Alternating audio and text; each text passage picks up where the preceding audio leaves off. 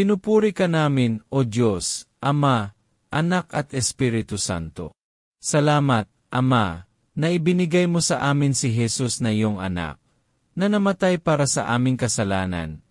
Iyong muling binuhay, iniakyat at iniluklok sa iyong kanan sa langit. Salamat na ibinigay mo sa amin ang iyong banal na Espiritu, at sa pamamagitan niya, ay ibinuhos mo ang iyong pag-ibig sa aming puso.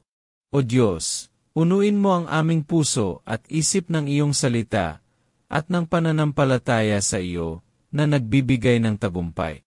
Lagi mong ipamalay na ikaw ay lagi naming kasama, at gumagabay sa amin sa bawat araw. Amen.